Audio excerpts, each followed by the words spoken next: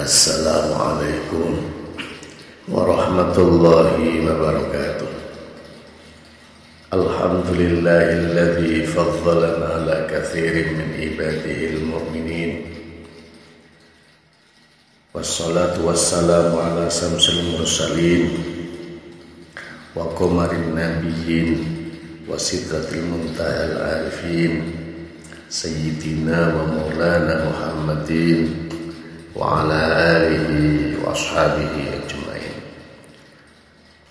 Allahumma salli ala nabiyil hashimi Muhammadi wa ala alihi wa sallim taslima. Ilahi anta maqsudi wa ridhuka matlubi, a'tini mahabbataka wa ma'rifataka wa a'tini ma'aka abada. Hadratal muhtaramin wal muhtaramat, para alim ulama, para masyayikh, bisepuh bin sepuh ingkang kula hormati, yang sangat kami hormati, ikhwan wal akhwat, ibu bapak, saudaraku semuanya yang sangat kami hormati. Puji syukur kita haturkan kepada Allah Subhanahu wa ta'ala dengan ucapan alhamdulillahirabbil alamin. Alhamdulillahilladzi faddalana ala katsirin min ibadihil mu'minin. Di mana pada saat ini kita semuanya telah ditakdirkan Allah masih ada umur dan kesempatan. Semoga umur kita dan kesempatan ini selalu dalam naungan ridha Allah Subhanahu wa ta'ala. Amin ya rabbal alamin. Kedua kalinya sholawat beserta salam Allah dengan ucapan Allahumma sholli ala nabil hashimi Muhammadi wa ala alihi wa sallim taslima.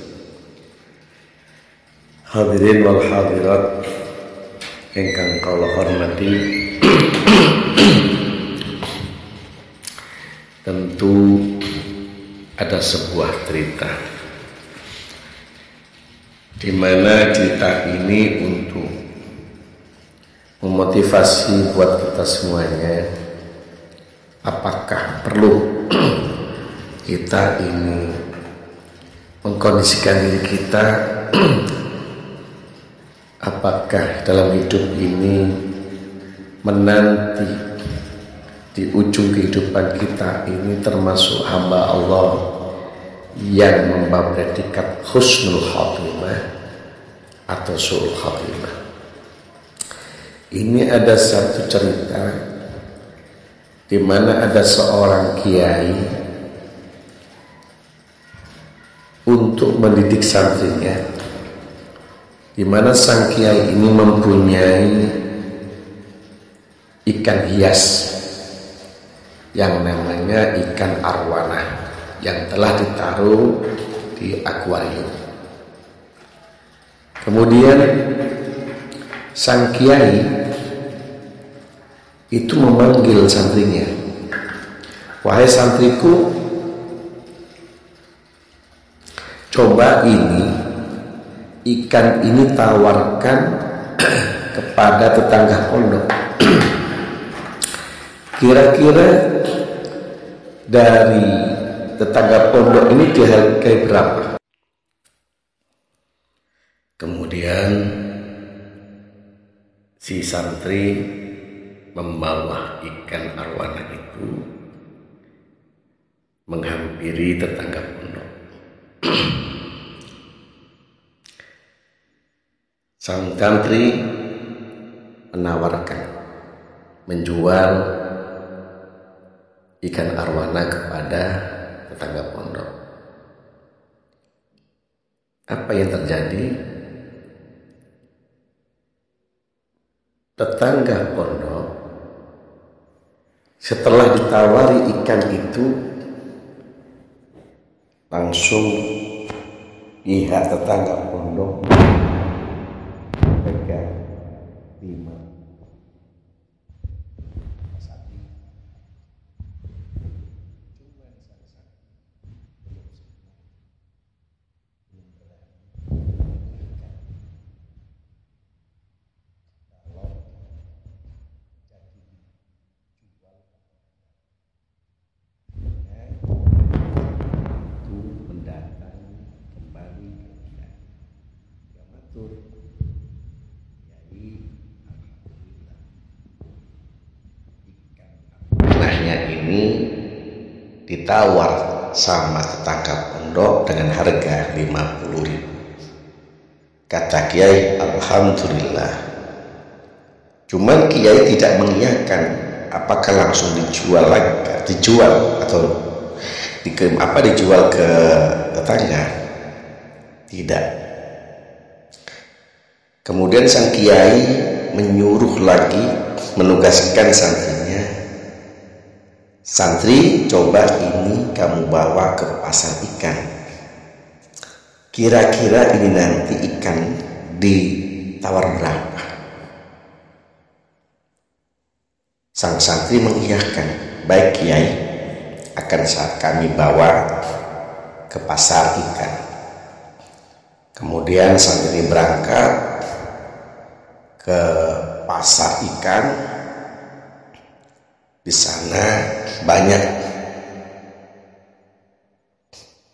pedagang-pedagang ikan itu pada menawar. Ada yang menawar 500.000, ada yang menawar 1 juta, ada yang menawar 5 juta, bahkan ada yang berani menawar 10 juta. Ini santri kaget juga. Ini tadi sama tetangga pondok ditawar cuma 50.000. Ternyata di pasar banyak orang pada menawar. Ada yang berani 500.000, ada yang berani 1 juta, bahkan ada yang berani 10 juta. Luar biasa ini ikan, kata sang santri dalam benak pikirannya. Kemudian sang santri tidak berani mengiyahkan. Kembalilah sang santri ini menghampiri kiainya. Kiai, alhamdulillah, ternyata ikan ini kami bawa ke pasar. Ternyata di sana banyak orang melihat dan banyak orang menawar, para pedagang. Kata sang Kiai, ditawar berapa wahai santriku? Ada yang berani 500.000 Kiai, ada yang berani 1 juta Kiai, bahkan ada yang berani 10 juta. Kata sang Kiai, alhamdulillahilladzi faddalan ala katsirin min ibadihil mu'minin. Ternyata ikan ini, kata sang Kiai, harganya berbeda-beda ya santriku. Di situ sang Kiai merenung lagi. Coba Kiai, saya coba santriku ini bawa ikan ini ke teman saya. Dia pengkoleksi, pecinta ikan. Dia pecinta ikan. Kira-kira ditawar berapa? Di mana Kiai? Di sana. Coba kamu tawarkan. Kira-kira ditawar berapa? Disahutlah sama santri, baik Kiai, akan kami bawa ke teman Kiai. Kira-kira ditawar berapa? Dibawalah ikan itu ke koleksi ikan. Sampai di sana, sang koleksi ikan takjub. Langsung di situ dia menawarnya bukan 10 juta, bahkan dia berani menawar 50 juta, bahkan 100 juta. Subhanallah. Di sini salah satu juga kaget. Subhanallah, semakin mahal ini ikan. Kemudian si santri ini tidak berani mengiyahkan karena ini masih disuruh menawarkan, belum disuruh menjual. Kembalilah santri ini kepada kiai. Kiai, alhamdulillah ini ikan arwana ditawar sama koleksi ikan itu, harganya lebih tinggi kiai. Berapa santriku? Kata kiai, 50 juta kiai. Bahkan dia berani 100 juta. Katanya, alhamdulillahilladzi faddalana ala katsirin min ibadihil mu'minin. Sabda kiai. Di situ kiai menjelaskan, wahai santriku, perlu diketahui kalimat la ilaha illallah itu seperti ikan arwana. Kalimat la ilaha illallah itu jika ditawarkan kepada tetangga pondok, ditawarkan sama orang awam, mereka pasti meremehkannya seperti ikan ini. Dia tidak bisa membedakan mana ikan yang indah dan mana ikan yang perlu dimakan. Kenapa dia menawar murah? Karena dia menganggap ikan arwana itu setelah itu akan digoreng murah. Begitu juga kalimat la ilaha illallah. Orang awam melihatnya sepintas, sebelah mata, seolah-olah itu kalimat remeh. Jangan heran kalau ada orang ketika mendengarkan kalimat la ilaha illallah itu tidak suka. Karena dia menganggap bahwa ucapan la ilaha illallah, ucapan subhanallah, ucapan alhamdulillah, ucapan baca Quran, ucapan baca sholawat, itu semua sama. Dia mengartikan semua sama. Seperti umumnya ikan teri, ikan asin. Dia tidak bisa membedakan mana ikan asin, mana ikan arwana. Dia menganggap ikan ya ikan, bisa dibakar, bisa digoreng, bisa dimakan. Apa salah? Tidak. Tapi karena kurang pemahaman. Kemudian ikan dibawa ke pasar, ditawar beraneka ragam orang. Itu apa gambarnya? Di pasaran penceramah-penceramah agama, semua mengatakan afdalnya zikir itu la ilaha illallah. Afdalnya zikir itu mengucap la ilaha illallah. Cuman karena di pasaran sekedar informasi, bukan pengamal zikir la ilaha illallah. Kiai ini mengatakan la ilaha illallah itu kalimat yang afdal. Tidak perlu banyak, cukup 3 kali saja sudah bagus. Karena apa? Sudah afdal. Apa salah? Tidak. Karena dia bukan pengamal la ilaha, sekedar dia tahu ilmunya la ilaha illallah. Dia cuma tahu ilmunya afdalnya zikir la ilaha illallah, bukan pengamal. Jadi wajar kalau dia ucap la ilaha illallah itu 3 kali secukup. Apa salah? Tidak. Ada juga yang ucap kiainya ucap la ilaha illallah 33 juga boleh. Ada juga kiai itu mengamalkan sendiri karena ini afdalnya zikir la ilaha illallah sampai 100. Boleh tanpa guru musik, boleh. Sebagaimana contohnya tadi dihargai 500.000, 1 juta sampai 10 juta. Itu banyak orang bangga, salut, bahkan semua sepakat afdalnya zikir kalimat la ilaha illallah. Karena kalimat la ilaha illallah adalah kalimat husnul khatimah. Barang siapa akhir hayat seseorang bisa mengucapkan kalimat la ilaha illallah, dakhalal jannah. Itu jelas hadis Rasul. Tapi di lapangan, di pasar-pasar pengajian, banyak orang belum paham hakikatnya la ilaha illallah. Maka ada yang menawar kalimat la ilaha illallah 500.000, menawar 1.000, ada yang menawar 100.000, ada juga yang menawar 1 juta, ada yang menawar 10 juta. Itu gambaran seperti ikan arwana tadi. Kemudian kalimat la ilaha illallah, kenapa itu bisa afdal? Karena kalimat la ilaha illallah itu alat untuk menguatkan iman seseorang. Sebagaimana hadis Rasul, jaddidu imanakum bikasratil qauli la ilaha illallah. Perbarui imanmu wahai sahabat, kata Rasul, dengan memperbanyak kalimat la ilaha illallah. Artinya menguatkan iman itu bukan mendengarkan ceramah agama, bukan berarti salah orang mencari ilmu, tapi perlu diingat menguatkan iman itu dengan mendawamkan, menanamkan kalimat la ilaha illallah di relung jiwa, dan ada yang menanamkannya sebagaimana kata Rasul, al ulama'u warasatul anbiya, ulama lah pewaris para nabi. Di dalam kitab Nasoihul Ibad dijelaskan ulama yang seperti apa.